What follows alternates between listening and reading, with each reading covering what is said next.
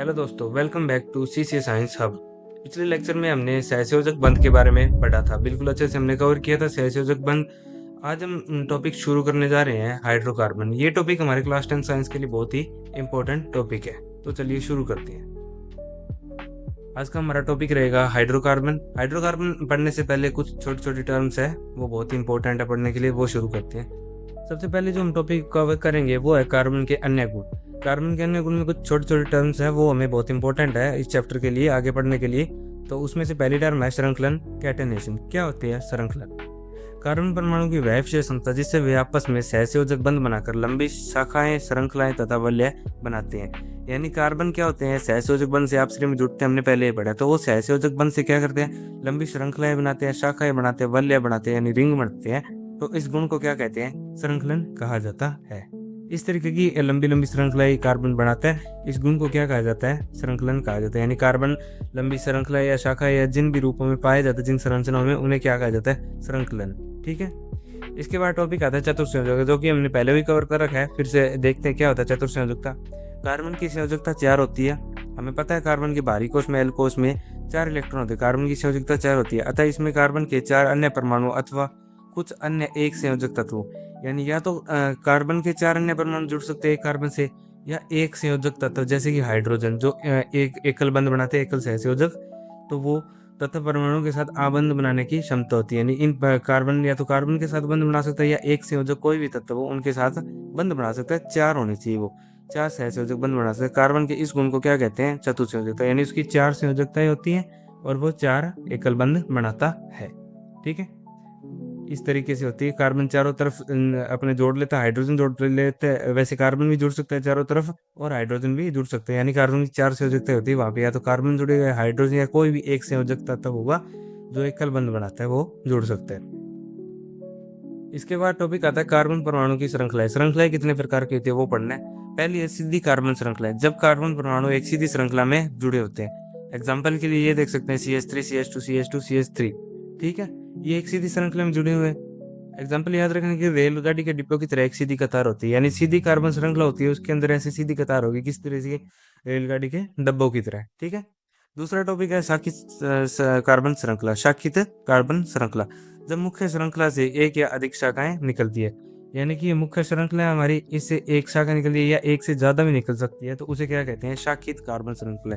ठीक है। जैसे कि पेड़ है, तो ये हमारा पेड़ मेन जो है मेन श्रृंखला है अपनी, और इससे शाखाएं निकल रही है। वही बात है, ये हमारा पेड़ है, इससे ये शाखाएं निकल रही है, तो इसे क्या बोलते हैं? शाखित कार्बन श्रृंखला। इसके बाद आता है वलय कार्बन श्रृंखला। जब कार्बन परमाणु आपस में मिलकर एक बंध वलय बनाते हैं, तो उसे क्या कहते हैं? वलय कार्बन श्रृंखला। एग्जाम्पल के लिए ये देखो, इस तरीके से 4 कार्बन जुड़ के एक बंध वलय बना रहे हैं, यानी बंद हो रहा है। एक साइड से कार्बन शुरू हो रहा है और वो आखिर में आगे वहां पे जुड़ के बंद हो जा रहा है। जैसे कि उदाहरण के लिए होता है बेंजीन। बेंजीन एक रिंग बनाता है, यानी ये रिंग होती है, इस तरीके से बंद होती है। वही चीज बेंजीन कर रहा है, C6H6। ठीक है, ये एक बंध वलय बना रहा है बेंजीन। ये बहुत ही इंपॉर्टेंट एक यौगिक है, इसके बारे में हम आगे बढ़ते हैं। बेंजीन क्या होता है? ये तीनों जो स्ट्रक्चर दिख रही है, ये C6H6 की है। C6H6 मतलब इसमें 6 ही तो कार्बन है और 6 ही हाइड्रोजन होते हैं। इसे क्या बोला जाता है? बेंजीन। ये बहुत ही इंपॉर्टेंट चीज है, बहुत ही याद रखने वाली चीज है, एग्जाम में भी कई बार आई है। बेंजीन किसे कहते हैं? और ये जो तीनों संरचनाएं दिख रही है, ये तीनों ही बेंजीन की होती है। पहले में हाइड्रोजन और सभी बंद दिख रहे हैं, दूसरे में हमें बंद बंद दिख रहे हैं और कुछ नहीं दिख रहा। ठीक है, और तीसरे में इस तरीके से हमें संरचना दिख रही है। ये तीनों संरचना किस चीज की होती है? बेंजीन की होती है। ये तीनों संरचनाएं हमें याद रहनी चाहिए। ठीक है। अभी हमारा मेन टॉपिक शुरू होने जा रहा है। क्या? हाइड्रोकार्बन। हाइड्रोकार्बन क्या होते हैं? वे सभी यौगिक जो सिर्फ कार्बन एवं हाइड्रोजन से बने होते हैं, हाइड्रोकार्बन कहलाते हैं। यानी जो यौगिक जिन यौगिकों में सिर्फ कार्बन और हाइड्रोजन होता है। ठीक है, जिन यौगिकों में क्या होता है? सिर्फ कार्बन और हाइड्रोजन, तो उन्हें क्या कहा जाता है? हाइड्रोकार्बन कहते हैं उन चीजों को। ठीक है। हाइड्रोकार्बन एक फ्लो चार्ट देखते हैं इस तरीके से। हाइड्रोकार्बन कितने प्रकार के? हाइड्रोकार्बन होते हैं 2 प्रकार के, संतृप्त हाइड्रोकार्बन, असंतृप्त हाइड्रोकार्बन। संतृप्त में कौन से होते हैं? एकल बंध, और असंतृप्त में द्विबंध, त्रिबंध, जो कि आगे हम डिटेल में पढ़ने वाले हैं। ठीक है। एकल बंध कौन से होते हैं? एल्केन। द्विबंध में कौन से होते हैं? एल्कीन। और त्रिबंध को क्या बोलते हैं? एल्काइन। ठीक है। तो पहले शुरू करते हैं, संतृप्त हाइड्रोकार्बन क्या होते हैं? वे कार्बनिक यौगिक जिनमें कार्बन परमाणु एक दूसरे के साथ केवल एकल सहसंयोजक बंध बनाते हैं, संतृप्त हाइड्रोकार्बन कहलाते हैं। यानी एकल बंध बनाते हैं, एकल सहसंयोजक बंध बनाते हैं। कार्बन परमाणु एक दूसरे के साथ क्या करते हैं? एकल सहसंयोजक बंध बनाते हैं, उसे क्या कहते हैं? संतृप्त हाइड्रोकार्बन कहते हैं। संतृप्त हाइड्रोकार्बन में सीधा मतलब क्या है, एकल सहसंयोजक बंध बनाते हैं। इन्हें एल्केन भी कहते हैं। क्या कहते हैं? संतृप्त हाइड्रोकार्बन को एल्केन्स भी कहा जा सकता है, एल्केन भी कहा जाता है। इनमें कार्बन कार्बन के मध्य केवल एकल बंध होता है, यानी कार्बन कार्बन कार्बन परमाणुओं के मध्य एकल बंध होते हैं, एकल सहसंयोजक बंध। ठीक है। इनका सामान्य सूत्र होता है CnH2n+2। इनका सामान्य सूत्र क्या होता है? CnH2n+2। ये याद रखना बहुत ही इंपॉर्टेंट है। ठीक है, CnH2n+2। इसके लिए हम एक एग्जांपल भी देखते हैं। इस सूत्र से ही संतृप्त हाइड्रोकार्बन का कोई भी यौगिक का निर्माण अपने कर सकते हैं। ठीक है, अपने करके देखते हैं एग्जाम्पल के लिए। यहाँ n तो परमाणुओं की संख्या है, कार्बन परमाणु की संख्या, जो n दिख रहा है वो कार्बन परमाणु की संख्या, और h क्या है? हाइड्रोजन परमाणु की संख्या। ठीक है, 2n+2 हाइड्रोजन परमाणु की संख्या होती है। ठीक है, और ये कार्बन के साथ n लगा हुई है, कार्बन परमाणु की संख्या होती है। पहला एग्जांपल इसके अंदर देखते हैं। अगर हम n बराबर 1 रख दे, अगर जैसे इससे कौन सा यौगिक बनेगा? अगर इस सामान्य सूत्र में CnH2n+2 में n बराबर 1 रख देंगे तो कौन सा यौगिक बनेगा? 1 रखने पर इस तरीके से रखा तो हमें प्राप्त होता है CH4, यानी C1 Cn की जगह 1 रखा, C1 हो गया, H2n यानी 2 × 1 प्लस में 2 यानी C1, और 2 + 2 4 हो गया, CH4। CH4 क्या होता है? मीथेन, जो कि कुछ इस प्रकार का दिखता है। कार्बन के 4 और 4 हाइड्रोजन लगे होते हैं, और इसे क्या बोलते हैं? मीथेन, जो कि हमने पहले भी पढ़ा है। ठीक है, यानी n बराबर 1 रखते हैं इस सूत्र में, जो कि एल्केन्स का सूत्र होता है, तो हमें क्या मिलता है? मीथेन प्राप्त होता है। ठीक है, इसके बाद हम देखते हैं प्रथम 5 संतृप्त हाइड्रोकार्बन के बारे में। हमने हाइड्रोकार्बन के बारे में देखा कि हाइड्रोकार्बन, संतृप्त हाइड्रोकार्बन कौन से होते हैं? जो एल्केन्स होते हैं, उनका सामान्य सूत्र CnH2n+ होता है, उनमें एकल बंध होते हैं। ठीक है, उनका एक एग्जाम्पल हमने देख लिया। तो जैसे n बराबर 1 रखा, तो ये तो पहला हो गया। इसके अलावा हम मुख्य जो 5 होते हैं, प्रथम 5 है, n बराबर 1 से लेकर n बराबर 5 तक, वो देखते हैं क्या क्या होते हैं। पहला होता है CH4। n बराबर 1 रखते हैं तब आता है CH4। CH4 की संरचनात्मक सूत्र इस प्रकार होता है, और इसका IUPAC नाम क्या होता है? मीथेन।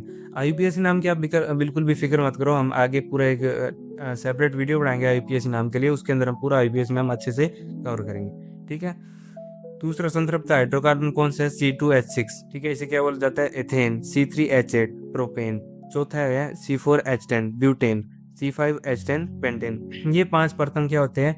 संतृप्त हाइड्रोकार्बन। इन सब में क्या होते हैं? एकल बंध। ये देखो, जितने भी हमें यहाँ पे स्ट्रक्चर दे रखे हैं, इन सभी में क्या दिखा रखे हैं? सब में एकल बंध दिखा रखे हैं, यानी ये क्या है? संतृप्त हाइड्रोकार्बन है। ठीक है, इतनी बात क्लियर है आपको? इसके बाद देखते हैं असंतृप्त हाइड्रोकार्बन क्या होता है। असंतृप्त हाइड्रोकार्बन 2 प्रकार के होते हैं, एल्कीन और एल्काइन। चलिए शुरू करते हैं। वे कार्बनिक यौगिक जिनमें कार्बन परमाणु एक दूसरे के साथ द्वि तथा त्रिसहसंयोजक बंध बनाते हैं, यानी कार्बन परमाणु संतृप्त में तो हम देखते थे कि एकल बंध बनाते हैं। ठीक है, यहाँ पे क्या कौन से बंध बनाते हैं? द्वि तथा त्रिसहसंयोजक बंध बनाते हैं। कौन से कहलाते हैं? असंतृप्त हाइड्रोकार्बन। यानी असंतृप्त का सीधा मतलब क्या है? द्विबंध तथा त्रिबंध हमें कहीं ना कहीं मिलेगा। ठीक है, असंतृप्त हाइड्रोकार्बन के 2 प्रकार होते हैं। पहला है एल्कीन। एल्कीन क्या होता है? इनमें कार्बन कार्बन के मध्य द्विबंध पाया जाता है। एल्कीन उन्हें कहा जाता है जिनमें कार्बन कार्बन के मध्य क्या पाया जाता है? द्विबंध पाए जाते हैं, यानी कार्बन और कार्बन जो परमाणु होते हैं, यौगिक बनते हैं, तो उनके बीच में हमें कहीं ना कहीं द्विबंध दिखेगा। ठीक है, द्विसहसंयोजक बंध दिखेगा, उन्हें क्या बोलते हैं? एल्कीन बोला जाता है। एल्कीन का सामान्य सूत्र होता है CnH2n। ठीक है, एल्कीन का सामान्य सूत्र क्या होता है? CnH2n। जैसे हम पहले एल्केन का पढ़ा था, उसमें +2 लगता है, इसका सीधा सूत्र होता है CnH2n। सीधा ये सूत्र होता है किसका? एल्कीन का। एल्कीन में क्या होते हैं? द्विबंध पाए जाते हैं। ठीक है, द्विबंध यानी ये असंतृप्त हाइड्रोकार्बन है। असंतृप्त हाइड्रोकार्बन कौन से होते हैं? जिनमें द्विबंध तथा त्रिबंध पाए जाते हैं। एल्कीन में द्विबंध पाए जाते हैं, यानी ये एक असंतृप्त हाइड्रोकार्बन है, और इसका सामान्य सूत्र क्या होता है? CnH2n होता है। ठीक है, उदाहरण देखते हैं। अगर हम n बराबर 2 रखते हैं तो हमें क्या प्राप्त होता है? यानी इस सूत्र CnH2n में अगर n बराबर 2 रखते हैं तो हमें कौन सा यौगिक प्राप्त होता है? CnH2n में हमने 2 रखा तो C2 और H2n × 2। ठीक है, तो हमें बनता है C2H4। इस तरीके से बाकी आप इसकी कैलकुलेशन करना चाहो तो अलग से करके देख सकते हो। n रखना है, n की जगह पे 2 रखना है हमें, तो C2H4 हमें मिलता है। ठीक है, C2H4 को क्या बोला जाता है? एथीन, जो कि कुछ इस प्रकार दिखता है। 2 कार्बन परमाणु होते हैं हमारे पास, यानी कार्बन हमें कितने दिख रहे हैं? 2, और हाइड्रोजन कितने हैं? 4। 4 हाइड्रोजन हमें दिख रहे हैं। हर कार्बन पे 2 हाइड्रोजन लगे हुए हैं, और इनके बीच में क्या है? द्विबंध। द्विबंध क्यों आता है? इनका संयोजकता पूरी करने के लिए यहाँ पे द्विबंध आता है, या फिर ये होते ही असंतृप्त हाइड्रोकार्बन या एल्कीन होते हैं तो इनके बीच में द्विबंध आएगा। मैंने कारण बताया है कि इनका कारण क्या होता है आने का, कि इनकी संयोजकता पूरी करने, चार संयोजकता पूरी करने के लिए द्विबंध बीच में आता है। ठीक है, एल्कीन क्लियर है। एल्कीन क्या होते हैं, जिनमें द्विबंध पाए जाते हैं, CnH2n इनका सामान्य सूत्र होता है। ठीक है, आगे बात करते हैं एल्काइन की। एल्काइन भी एक असंतृप्त हाइड्रोकार्बन होते हैं। एल्काइन असंतृप्त हाइड्रोकार्बन को एल्काइन भी कहा जाता है। इनमें कार्बन कार्बन के मध्य त्रिबंध पाए जाते हैं। कार्बन कार्बन के मध्य कौन सा बंध पाया जाता है, त्रिबंध। एल्केन में पाया जाता है एकल बंध, एल्कीन में पाया जाता है द्विबंध, और एल्काइन में कौन से बंध पाए जाते हैं, त्रिबंध कार्बन कार्बन के मध्य पाए जाते हैं। इतनी बात हमें याद रखनी है कि एल्काइन में कौन से बंध पाए जाते हैं, त्रिबंध कहीं ना कहीं पाए जाते हैं। इसका जो सामान्य सूत्र होता है वो होता है CnH2n-2, CnH2n-2।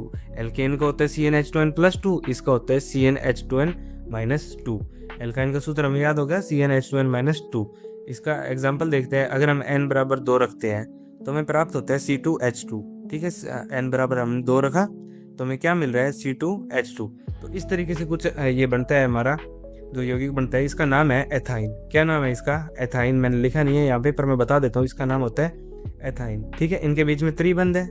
ठीक है, त्रिबंध पाया जाता है। तो ये कौन सा हो गया, एल्काइन हो गया। एल्काइन क्या होता है, एक असंतृप्त हाइड्रोकार्बन होता है। ठीक है, हमें जो हमने n बराबर 2 रखे ये यौगिक बनाया है, इसमें C2 और H2 है। 2 हाइड्रोजन दिख रहे हैं, हर कार्बन पे एक हाइड्रोजन, इनके बीच में त्रिबंध और 2 कार्बन। यहाँ पे देखो जो कार्बन है इसकी 4 संयोजकता पूरी हो रही है नहीं हो रही, हम चेक करते हैं। इधर एक बंध बन रहा है, 2 बंध बन रहा है, 3 बंध बन रहा है और 4 बंध बन रहे हैं। यानी इधर वाले कार्बन की 4 संयोजकता पूरी, अब इधर वाले के देखते हैं, 1 2 3 और 4, यानी दोनों कार्बन की 4 संयोजकताएं पूरी हो रही है। मतलब ये यौगिक बिल्कुल सही है, जहां भी कार्बन होता है उसकी 4 संयोजकताएं जरूर पूरी होनी चाहिए। ठीक है,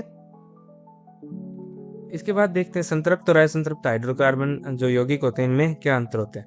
संतृप्त में देखते हैं इनमें कार्बन परमाणुओं के बीच एकल बंध होते हैं। ठीक है, ये टेबल आपको बनानी है, जरूर से याद करने वाली है। ये टेबल आपको याद होती है तो आपके बहुत हेल्प करेगी आगे जाके। ठीक है, संतृप्त यौगिक होते हैं, इनमें कार्बन परमाणुओं के बीच एकल बंध होता है। संतृप्त यौगिकों में, संतृप्त हाइड्रोकार्बन में कार्बन परमाणु के बीच एकल बंध होता है। असंतृप्त यौगिकों में कार्बन परमाणु के बीच द्विबंध या त्रिबंध होते हैं। असंतृप्त यौगिक होते हैं यहाँ पे द्विबंध और त्रिबंध होते हैं। ठीक है, इनमें प्रतिस्थापन अभिक्रिया होती है, इनमें संयोजक अभिक्रिया होती है। ये हम आगे जाके हमारे टॉपिक आएंगे, प्रतिस्थापन और संयोजक अभिक्रिया। ये असंतृप्त यौगिक की तुलना में कम अभिक्रियाशील होते हैं, यानी ये जल्दी जल्दी अभिक्रियाशील नहीं होते, यानी ये स्थायी होते हैं। ठीक है, ये संतृप्त यौगिकों की तुलना में अधिक अभिक्रियाशाली होते हैं, यानी संतृप्त से ज्यादा अभिक्रियाशील होते हैं, जल्दी अभिक्रिया कर लेते हैं, ज्यादा स्थायी भी नहीं होते।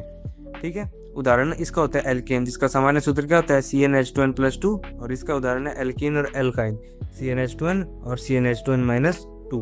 ठीक है, सीधी सीधी बात याद रखनी, संतृप्त जो हाइड्रोकार्बन होते हैं उनमें एकल बंध होता है और असंतृप्त में द्विबंध और त्रिबंध होते हैं। संतृप्त हाइड्रोकार्बन का उदाहरण है एल्केन। एल्केन का सामान्य सूत्र होता है CnH2n+2, और असंतृप्त जो उदाहरण है वो एल्कीन और एल्काइन। एल्कीन का सामान्य सूत्र होता है CnH2n और एल्काइन का सामान्य सूत्र होता है CnH2n-2। एल्काइन में त्रिबंध पाया जाता है और एल्कीन में द्विबंध पाया जाता है। इसके बाद हमारा जो अगला टॉपिक है वो है सहजातीय श्रेणी। एक बहुत ही इंपॉर्टेंट टॉपिक है, बहुत ही अच्छा टॉपिक है। देखते हैं क्या होता है सहजातीय श्रेणी।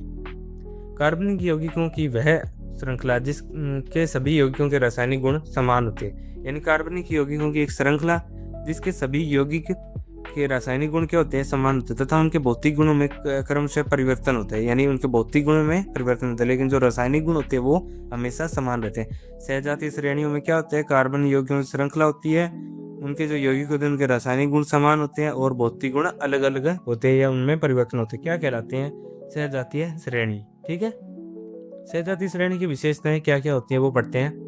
सभी यौगिकों के रासायनिक गुण समान होते हैं, हमने पढ़ा। सहजातीय श्रेणी जो होती है उसमें सभी यौगिकों के रासायनिक गुण क्या होते हैं, समान होते हैं। प्रत्येक क्रमागत सदस्य में CH2 का अंतर होता है। यहाँ पे जो बात निकले सर, यहाँ तक तो हमें समझ आ गया, कार्बनिक यौगिक होते हैं भी उनके रासायनिक गुण समान होते हैं और भौतिक गुण परिवर्तन होते हैं, यानी अलग अलग होते हैं। ठीक है, ये CH2 वाली बात आप कहाँ से ले आए सर। हम बात करते हैं एल्केन की। एल्केन की जो सहजातीय श्रेणी है उसके बारे में बात करते हैं। देखो किस तरीके से होती है एल्केन की सहजातीय श्रेणी, इस तरीके से, यानी CH2 का इसने बताया अभी प्रत्येक क्रमागत सदस्य में CH2 का अंतर होता है। अब देखो यहाँ पे CH4 है, ठीक है। नेक्स्ट सीडी पे क्या है, C2H6, यानी हर सीडी जैसे चढ़ता है वो CH2 उसमें जोड़ देते हैं। ठीक है, CH4 में हमने CH2 जोड़ा तो क्या बन गया, C2H6। इसी तरीके C2H6 में हमने CH2 जोड़ा तो C3H8। यानी हर सीडी चढ़ते जाएंगे, हर जैसे अगले क्रम पे जाते जाएंगे तो वहां पे किसका अंतर होता है, CH2 का, यानी CH2 जुड़ता जाता है। ठीक है, यहाँ से नीचे आएंगे तो CH2 घटता जाएगा और CH2 का अंतर हमेशा एल्केन में पाया जाता है। इनका सामान्य सूत्र हमेशा समान होता है। ठीक है, इनका सामान्य सूत्र हमेशा समान होता है। क्या है, CnH2n+2। CnH2n+2 इन सभी का सामान्य सूत्र सेम है, चाहे आप करके देख लो। पर इन सभी में अंतर किस चीज का आ रहा है, CH2 का अंतर आ रहा है। CH2 जैसे जैसे बढ़ता जा रहा है, यहाँ पे कार्बन 1 है, यहाँ पे 2 है, यहाँ पे 3 है, यहाँ पे 4 है। इस तरीके से कार्बन और हाइड्रोजन जुड़ते जा रहे हैं और ये क्रम आगे बढ़ता जा रहा है। भौतिक गुण जैसे कवचनाक, गलनांक, घनत्व आदि में क्रमशः नियमित परिवर्तन होता है। यानी जो भौतिक गुण होते हैं, इसके कवचनाक हो गया, गलनांक हो गया और इसका घनत्व हो गया कार्बनिक यौगिकों का, ठीक है, एल्केन्स का, तो इनका नियमित परिवर्तन है। नियमित परिवर्तन किस कारण होता है, यह परिवर्तन CH2 समूह के जुड़ने के कारण होते हैं। यानी ये जो CH2 समूह जुड़ता है ना, इनके कारण होता है, नहीं तो ये बिल्कुल सेम रहते हैं। अगर CH2 नहीं जुड़ेगा तो CH4 बिल्कुल सेम रहेगा। यहाँ पे CH4 में CH2 जुड़ा तो इसका परमाणु भार भी बढ़ा, क्योंकि पहले एक कार्बन था, अब कितना है, 2 कार्बन हो गए यहाँ पे, तो इसका परमाणु भार भी बढ़ेगा। परमाणु भार बढ़ेगा तो इसका कवंतनाक और गलनांक और घनत्व भी सब चीजें बढ़ती जाएंगी। मतलब जैसे जैसे ये श्रेणी आगे चलती जाती है, इनके जो गलनांक, कवंतनाक और घनत्व होते हैं ये बढ़ते जाते हैं। ठीक है, आज के लिए हम इतना ही करेंगे। ये हमारे आज के टॉपिक है सारे जो हमने कवर कर लिए पहले।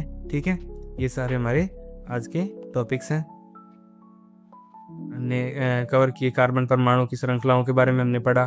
ठीक है, और जो हमारा मेन टॉपिक था, हमने किसके बारे में पढ़ा, हाइड्रोकार्बन के बारे में पढ़ा। हाइड्रोकार्बन कितने प्रकार के होते हैं, 2 प्रकार के होते हैं, संतृप्त हाइड्रोकार्बन, असंतृप्त हाइड्रोकार्बन। संतृप्त हाइड्रोकार्बन में एकल बंध पाए जाते हैं और असंतृप्त में द्विबंध और त्रिबंध। एकल बंध को क्या कहा जाता है, एल्केन, और द्विबंध को एल्कीन, और त्रिबंध को एल्काइन कहा जाता है। ये हमने आज के टॉपिक कवर किए। ठीक है, इसको आप अच्छे से कवर करना, अच्छे से नोट करना, चाहो तो नोट्स भी बनाना। Thank you so much for watching. मिलते हैं नेक्स्ट लेक्चर में।